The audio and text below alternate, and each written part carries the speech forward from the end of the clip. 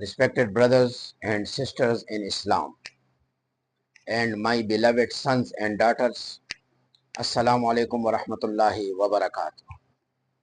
آج جب ہم دیکھتے ہیں تو لوگ صرف ایک ہی بات کو سرچ کرتے ہیں، ہاؤ ٹو بیکم رچ، ہم مالدار کیسے بن سکتے ہیں، ہم کس طرح ملینئر بن سکتے ہیں، ہماری لائف سٹائل کیسے ملینئر لوگوں کی طرح ہو سکتی ہے، گاڑیاں، دولت، بینک بیلنس، ویلتھ، اس کے اثاثے ہمارے ساتھ کیسے ہو سکتے ہیں۔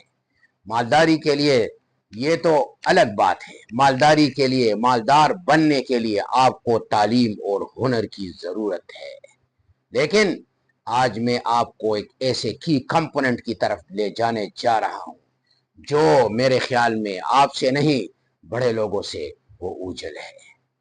آئیے ہم دیکھتے ہیں جس کی طرف ہمارے صحابہ کرام، انبیاء کرام قرآن اور حدیث کی روشنی میں مالدار بننے کا ایک ہی کمپوننٹ ہے، لیکن ہمارا نظر اس طرف سے اوجھل ہے۔ صدقہ جس میں مطلب ہے کہ خوشی ہے، جس میں طاقت ہے، جس میں رزق کی بڑھوتری ہے، جس میں اللہ کی مدد ہے، وہ چیز ہمارے نظروں سے اوجھل ہے۔ قرآن اور حدیث کے مطالعے کے دوران جو ہمیں وہ چیز ملی ہے جس سے مال میں بڑھوتری اور اضافہ ہوتا ہے، مال میں برکت ہوتی ہے، وہ صدقہ ہے۔ آپ اپنے کاروبار میں، آپ اپنے بزنس میں اللہ جل شانہ کو اپنا بزنس پارٹنر بنائیں۔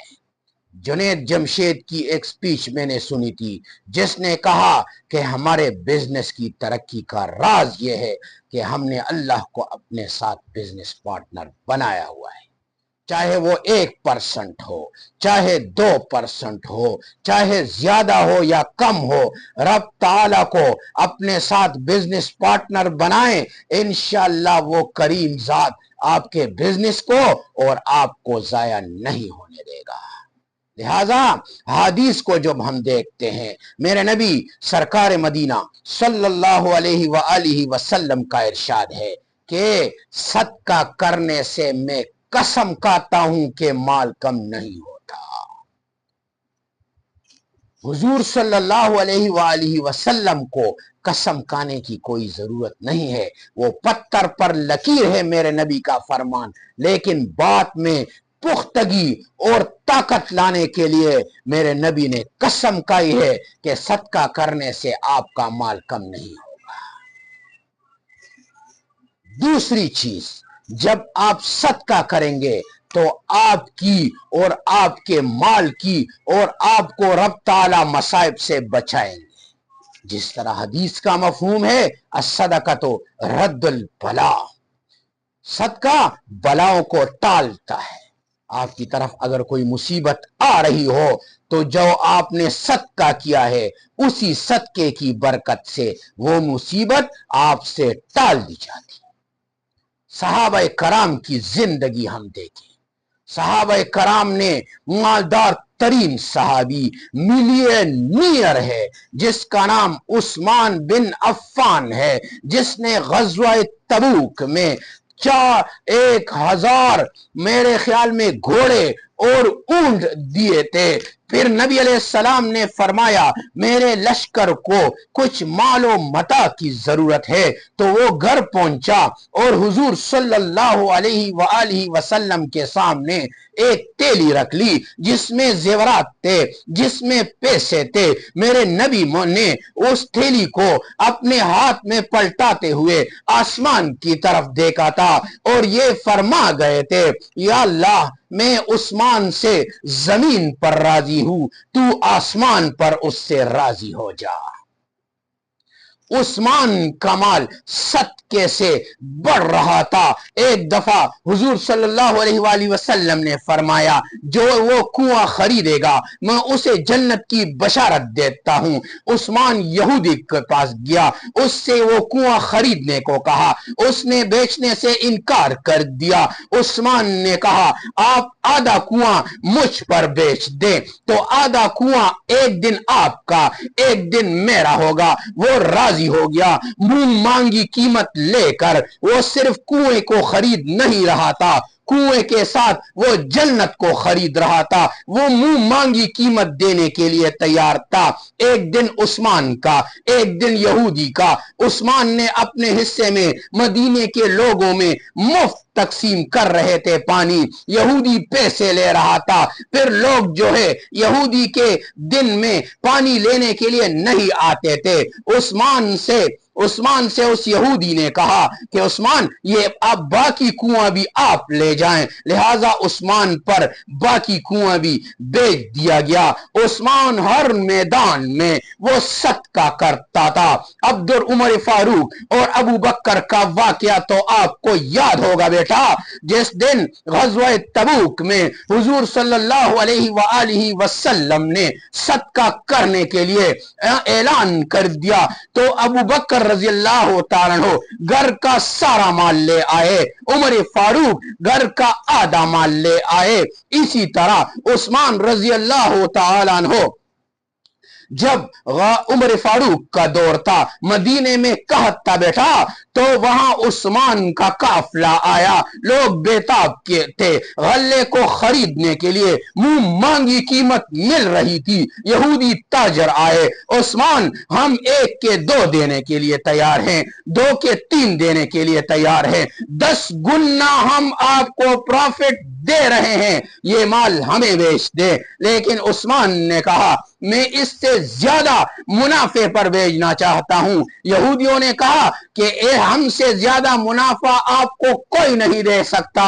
عثمان نے کہا میں اس اللہ کے لیے اس سارے غلے کو صدقہ کرتا ہوں جو 1 کے 100، 1 کے 200، 1 کے 1000 اور لامتناہی دے سکتا ہے، لہٰذا میں مدینہ کے لوگوں میں اس سب مال کو سب غلے کو مفت تقسیم کرتا ہوں۔